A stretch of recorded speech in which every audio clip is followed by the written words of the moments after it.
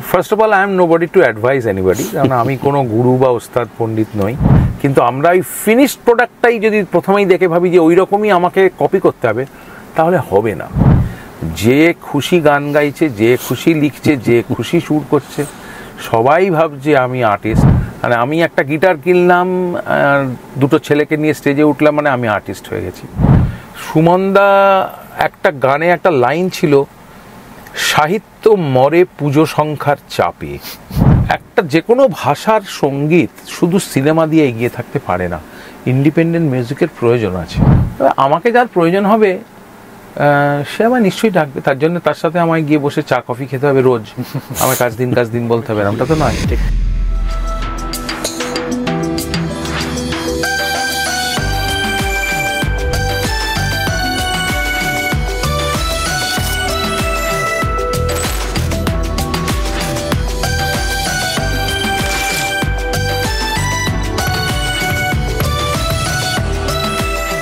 Hello guys, আমরা আজকে আমাদের পরবর্তী কাজ নিয়ে আমাদের চ্যানেলের থেকে আবার শুরু করছি। আমাদের সাথে আজকে যিনি অতিথি আছেন আপনারা সবাই চেনেন এক নামে, তার নাম রাঘব চট্টোপাধ্যায়। নমস্কার। নমস্কার। রাঘবদার সাথে আমাদের এটা প্রথম কাজ। আজকে প্রথমবার যে কাজটা করছি সেই কাজের প্রথম গানের নামই প্রথম। তো প্রথম এবং জলছবি এই দুটো গান আমরা আজকে রেকর্ড করলাম এবং রাঘবদা আমাদেরকে সেই গানগুলো ওনার গলা দিয়ে গানগুলোর মাত্রা আরো বাড়িয়ে দিল। রাঘবদার থেকে শুনবো কেমন লাগলো আমাদের কথা, সুর, অ্যারেঞ্জমেন্ট এবং কাজটা করতে কেমন এক্সপিরিয়েন্স হলো। প্রথমত আমি থ্যাংক ইউ জানাবো অনিমেষকে এবং শোভনকে, শোভনজিৎ ঘোষ এবং অনিমেষ ব্যানার্জি, ওদেরই কম্পোজ করা এবং লেখা দুটো গান, মিউজিক তৈরি করা ইত্যাদি ইত্যাদি। এই গান দুটোর মধ্যে দু ধরনের গান, একটু কন্টেম্পোরারি সাউন্ড এবং প্রথম বলে যে গানটি, সেটার মধ্যে একটা বাংলা ব্যান্ড, বাংলা গান বা একটু ওয়েস্টার্ন ইনফ্লুয়েন্স সাউন্ডস্কেপ আছে। এবং আমি চেষ্টা করেছি আমার ক্ষমতা অনুযায়ী যতটা বেস্ট ওদের দেওয়ার, এবং আশা করি ওরা আমাকে দিয়ে গাইয়ে খুশি। এবং ওরা আরও অনেক আমাদের সহশিল্পীদের সাথে, নামকরা মানুষদের সাথেও কাজ করছে। নতুন গান নিয়ে যে ওরা কাজ করছে এটাই একটা বিরাট ব্যাপার, কারণ আমরা ইন্ডিপেন্ডেন্ট মিউজিক নিয়েই সারা জীবন কাটিয়েছি। সিনেমার গান অনেক গেয়েছি, কিন্তু ইন্ডিপেন্ডেন্ট মিউজিকটাই আমাদের মূল লক্ষ্য ছিল, আজও তাই আছে। তো সেটার ব্যাপারে আমি ওদের ধন্যবাদ জানাবো যে ওরা এখনও পর্যন্ত নতুন গান, নতুন বাংলা গানের কথা সুর দিয়ে ওরা কাজ করছে এবং চেষ্টা করছে। প্রথম গানটার মধ্যে একটু আগে যেটা বললাম, আর দ্বিতীয় যে গান অর্থাৎ জলছবি, সেই গানটা একটু মেলোডি আছে, একটু সুইট একটা সফটনেস আছে। তো দুটো গানই গিয়ে আমার নিজের ব্যক্তিগতভাবে খুবই ভালো লেগেছে।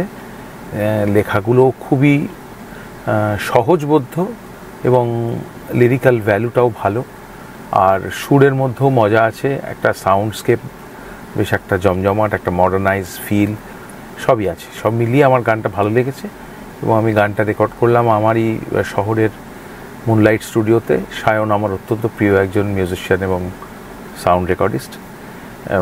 আরও বাকি অনেক মিউজিশিয়ানরা হয়তো আছেন, আমি সকলের নাম জানি না। তো এমনি ওভারঅল কাজটা করে আমার খুবই ভালো লেগেছে। আশা করব যে এই ধরনের গান যারা শোনেন, ইয়াং জেনারেশন হোক, যারাই হোক, তাদের কাছে এই গান দুটো একটা নতুন ভালো লাগা, একটা নতুন আনন্দ দেবে। থ্যাংক ইউ রাবদা। আরও জানতে চাইবো যে নতুন যারা আরও আপকামিং জেনারেশন যারা ইন্ডিপেন্ডেন্ট মিউজিক নিয়ে কাজ করতে চাইছে, what would be your advice for them, যে তারা কিভাবে প্রসিড করবে? First of all, I am nobody to advise anybody, কারণ আমি কোনো গুরু বা ওস্তাদ পণ্ডিত নই। আমি সঙ্গীতেরই সকলের মধ্যেই আমিও একজন ছাত্র। আমি নিজেও এখনও শিখি, এখনও রেয়াজ করি, এখনও শেখার চেষ্টা করি, রোজ নিজেকে প্রমাণ করার চেষ্টা করি আরও ভালো পারবো কি। তো এইটুকু বলতে পারি যে আমি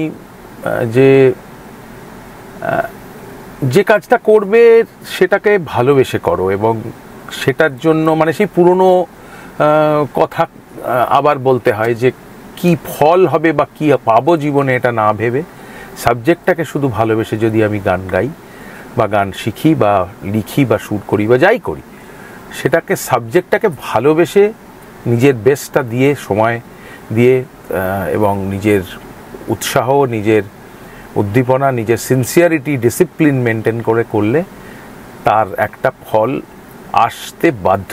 কারুর 10 দিন আগে আসে, কারুর 20 দিন পরে আসে, তো আসবেই, এটা শিওর। কিন্তু যদি কোনো, আমি আজকাল দেখেছি অনেকেই ভাবে যে আমি টিভিতে গাইবো কি আমি শো করব, শুধু আমি নানা রকমের শোম্যানশিপের দিকে চলে যাচ্ছে অন্যদের দেখে। কিন্তু অন্যরা যারা এস্টাবলিশড তারা কিন্তু সাবজেক্ট ভালোবেসেই করে আজকে ওই জায়গাটা। তারপরে হয়তো তাদের সেই লুক চেঞ্জ, তাদের অন্যান্য জিনিস পরে তারা করেছে বা করতে বাধ্য হয়েছে, হোয়াটএভার। কিন্তু আমরা ওই ফিনিশড প্রোডাক্টটাই যদি প্রথমেই দেখে ভাবি যে ওই রকমই আমাকে কপি করতে হবে, তাহলে হবে না, জাস্ট হবে না।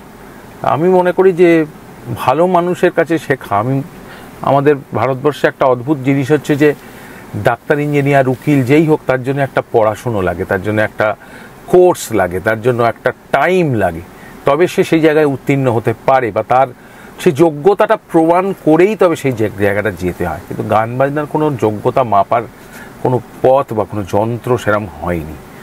যে খুশি গান গাইছে, যে খুশি লিখছে, যে খুশি সুর করছে, সবাই ভাবছে আমি আর্টিস্ট, সবাই ভাবছে আমার, মানে এটা মোর অফ একটা বিজনেস হয়ে গেছে, যেটা আমার কাছে একটু খারাপই লাগে। মানে এটা আমার একদম ব্যক্তিগত, এটা তো সবারই একটা ইকোনমিক্যাল জায়গার দরকার আছে। কিন্তু তার জন্যে যেমন একজন ডাক্তার বহু বছর ধরে লেখাপড়া করে প্রচুর পরিশ্রম করে তবে সেই জায়গায় সে যায়, তবে তার চেম্বার তিনি ওপেন করেন। তিনি তো ফার্স্ট ইয়ার পড়তে পড়তে চেম্বারটা ওপেন করে ফেলেন না। গান বাজনাটাতে তাই হচ্ছে যে ফার্স্ট ইয়ার পড়েই গান চেম্বার ওপেন, মানে আমি গায়ক, মানে আমি একটা গিটার কিনলাম, দুটো ছেলেকে নিয়ে স্টেজে উঠলাম, মানে আমি আর্টিস্ট হয়ে গেছি। এটার ফলে খুব ক্ষতি হয় বা হচ্ছে। আমার মনে হয় যে আমরাও প্রতিদিন শিখি, রোজ ভাবি আরও উন্নতি করব, আরও উন্নতি করব। তো সেইটা করলে মনে হয় নতুন ছেলে মেয়েদের যদি একটা প্রসেসের মধ্যে আসে, তাহলে কিন্তু তাদের সাকসেসফুল হওয়াটা অনেক সহজ হবে এবং সেটা লং লাস্টিং থাকবে। নয়তো ওই 2-1টা গান হবে, খুব হইচই হবে, তারপর হাওয়া হয়ে যাবে সবাই, তো সেটা তো করে লাভ নেই। তো আমার মনে হয় যে ভালোভাবে শিখে, ভালোভাবে প্র্যাকটিস করে এবং প্রচণ্ড সিনসিয়ারলি সাবজেক্টকে ভালোবেসে করলে তবেই তার পথ ভালো হবার সম্ভাবনা। এটা আবারও বলছি, এটা আমার পুরোপুরি ব্যক্তিগত মত, আমি ভুলও হতে পারি। যদি যাদের ভালো লাগবে না হয়তো শুনে, তারা কিছু মনে করবেন না, কিন্তু যারা সত্যি মনে করবেন যে হ্যাঁ আমি ঠিক বলছি, তাহলে সেটা হয়তো কাজে লাগবে। একটা মজার প্রশ্ন করব, এখন 2-4টে সফটওয়্যার এসছে, সায়ানও খুব ভালো জানে, ইনফ্যাক্ট উডিও আসছে, সুনো বলে মিউজিক আসছে, যেখানে জাস্ট লিরিক্স থেকে শুরু করে টিউন থেকে শুরু করে সব কিছুই অটো জেনারেট হচ্ছে এআই দিয়ে। ইন দিস সিচুয়েশন, মানে ওয়ার্ল্ড যেভাবে চেঞ্জ হচ্ছে, অরিজিনাল ক্রিয়েটার্সদেরকে ভবিষ্যৎ কি নিয়ে, what is your thought process? ভয়েসটাও অনেক সময় চলে আসছে, সেইটার ব্যাপারে একটাই বলবো যে গানের যে সমস্যা হয়েছে, অনেক দিন আগে একটা গান লিখেছিলেন, মানে আমাদের সকলের প্রিয় এবং বাংলা গানের একজন বিরাট মহিরুহ হচ্ছে সুমন দা, কবির সুমন চট্টোপাধ্যায় ছিলেন, আমরা যেমন শুনতাম। সুমন দা একটা গানে একটা লাইন ছিল, সাহিত্য মরে পুজো সংখ্যার চাপে। এই শব্দটার বা এই সেন্টেন্সটার বিরাট, এই লাইনটার বিরাট মানে অ্যাকচুয়ালি সেটাই হচ্ছে। এত বেশি সিনেমা তৈরি হচ্ছে, এত বেশি গান হচ্ছে যে কোয়ালিটি জিনিস কমে যাচ্ছে। তার কারণ একটা গান, যিনি একজন গান লিখতেন আগে, তিনি সারা বছরে হয়তো 10টা গান লিখতেন। এখন সেই যারা গীতিকার বা যারা সুরকার সারা বছরে 10টা 12টা 15টা গান বানাতেন, তার ফলে সময় দিয়ে যত্ন করে ধরে ধরে জিনিসটা বানাতেন, তার ফলে ওই কোয়ালিটিটা থাকতো যে আজ থেকে 50 বছর 100 বছর আগের গানও আমাদের ভালো লাগছে। কিন্তু আমাকে যদি রোজ 10টা গান বানাতে হয়, তাহলে তো আর সেই কোয়ালিটি থাকবে না, কারণ আমরা তো কোনো মেশিন নই। আমরা যত ট্যালেন্টেডই হোক না কেন, সে মেশিন নয়। যার ফলে হচ্ছে কি, এত প্রোডাক্ট, এত গান, এত কিছু, যে ভালো জিনিস হওয়া কমে যাচ্ছে। আর হচ্ছে কি না, নিশ্চয়ই হচ্ছে, আমরাও তো ভালো গান বানাচ্ছি, কিন্তু আনুষঙ্গিক এত না গানের ভিড়, তাতে তোমার ওই ভালো জিনিসটা ওই চোখে পড়ছে না, ওটা চাপা পড়ে যাচ্ছে। এই আর কি। আর একটা ওই ইন্ডিপেন্ডেন্ট মিউজিক তো তুমি নিজেও করছো, তুমি আমার মনে হয় যারা বাংলা গানের ইন্ডিপেন্ডেন্ট মিউজিক নিয়ে যারা এগিয়েছে প্রথম সারিতে, তার মধ্যে তুমি অন্যতম। একেবারে প্রথম দিককার বেসিক অ্যালবাম থেকে শুরু করে, তাই তো সেখান থেকে শুরু করে আজকের দিনে ইন্ডিপেন্ডেন্ট মিউজিক, তুমি তোমার ইন্ডিপেন্ডেন্ট মিউজিকটাকে কিভাবে এগিয়ে নিয়ে যাচ্ছ, বা নতুন ছেলেমেয়েদের সাথে কিভাবে কাজ করছো বা করছো কি করছো না? আমি খুব ওপেন হার্টেড লোক, এবার আমি খুব ওয়াইড মেন্টালিটির লোক। আমার গান মানে আমি বেসিক্যালি শাস্ত্রীয় সঙ্গীত শিখেছি, মানে আমি সবসময় ক্লাসিক্যাল গান গাই বা ক্লাসিক্যাল ধরনের গান বানাই এমনটা নয়। আমার গান বাজনা শেখাটা তো 10 বছর গিটার, তারপরে ক্লাসিক্যাল খেয়াল টুবড়ি ইত্যাদি।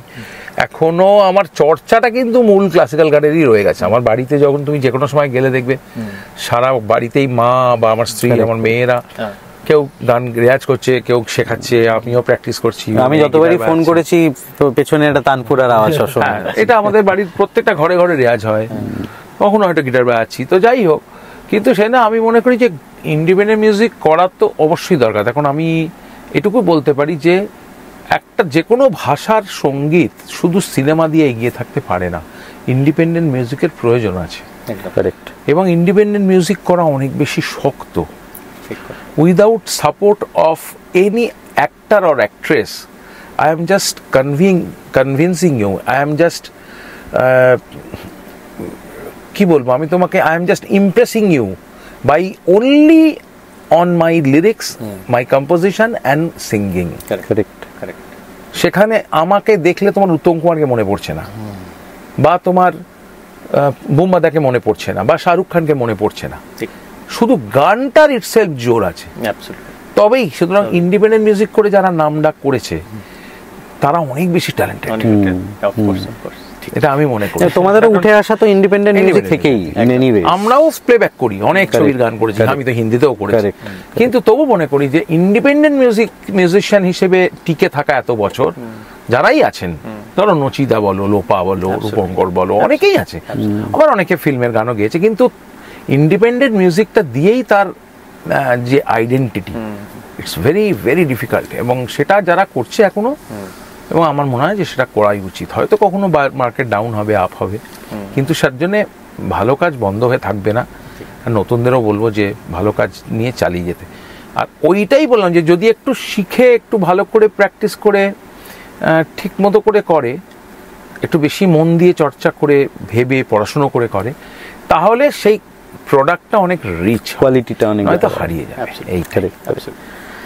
এই ইন্ডাস্ট্রির কাজ এবং ইন্ডিপেন্ডেন্ট কাজ দুটো প্যারালেলি, মানে একটা ইন্ডিপেন্ডেন্ট আর্টিস্ট কি করে ইন্ডাস্ট্রিতে আসবে, কাজ করবে, কাজ খুঁজবে, কোনো টিপস বা কোনো সাজেশন? না, এই বিষয়ে আমার সত্যি কোনো জানা, কারণ আমার কাছেও আমিও ওরমভাবে কিছুভাবে দেখিনি। আর সব ইন্ডাস্ট্রিতেই একটা সম্পর্কের জায়গা থাকে, যাদের সঙ্গে যাদের সম্পর্ক বেশি তারা হয়তো একটু বেশি কাজ করে, আবার যাদের হয়তো সেরকম যোগাযোগ কম থাকে, কিন্তু তাদেরও নিজের এবিলিটি থাকলে মানুষ নিশ্চয়ই তাকে ডাকবে। আমি মনে করি যে ability is everything, your work speaks. আমি কোনোদিনই বেশি কথা বলিনি, আমি কাজটাকে স্ট্রং করার চেষ্টা করতাম, বা এখনও তাই করি। আমাকে যার প্রয়োজন হবে সে আমায় নিশ্চয়ই ডাকবে, তার জন্য তার সাথে আমায় গিয়ে বসে চা কফি খেতে হবে রোজ, আমার কাজ দিন বলতে হবে, এরকমটা তো নয়। আমার কাজ যদি ভালো হয়, তেমনি মানে একজন হয়তো সে আমাকে পছন্দ করে না, সেও কিন্তু বলবে এই গানটা কিন্তু ওকে ছাড়া চলবে না, তো সে হয়তো ব্যক্তিগতভাবে আমায় পছন্দ করে না, কিন্তু এই গানটা কিন্তু ওনাকে ছাড়া চলবে না, এই গানটা কিন্তু ওনাকেই ডাকতে হবে, সেই আর্টিস্টকে সে ডাকতে বাধ্য। এইটাই রাঘবদা is one of our icons, childhood icons in fact. আজকে ভীষণ ভালো লাগলো যে we got a chance to work with him finally, dream come true for us, and thanks to রাঘবদা for giving us the opportunity. আমাদের গানে ভয়েস দিয়ে গানগুলোকে অন্য লেভেলে নিয়ে যাচ্ছে, এবং please do not forget to subscribe to the channel so that রাঘবদার upcoming songs with our music and lyrics আপনারা যাতে মিস না করে যান। প্লিজ ডু সাবস্ক্রাইব, অ্যান্ড রাঘবদার upcoming songs are coming very soon on the channel. আমাদের আরও কিছু কাজের কথা রাঘবদার সাথে হয়ে আছে, তো আমরা চেষ্টা করব এক এক করে সবকটা কাজ করতে। রাঘবদা আমাদের যদি আশীর্বাদ দেন এবং আমাদের যদি ওনার ভালোবাসা এবং ওনার শুভেচ্ছা যদি আমাদের সাথে থাকে, আশা করি আরো মানুষের কাছে আমরা পৌঁছাতে পারব। নিশ্চয়ই ওরা আমার খুবই প্রিয় ছোট ভাই, কাম বন্ধু, কাম সহকর্মী, তো সুতরাং ভালো কাজ হলে আমি সবসময় আছি, সাথে আছি, অলওয়েজ আছি। Thank you very much. Thank you so much. নমস্কার।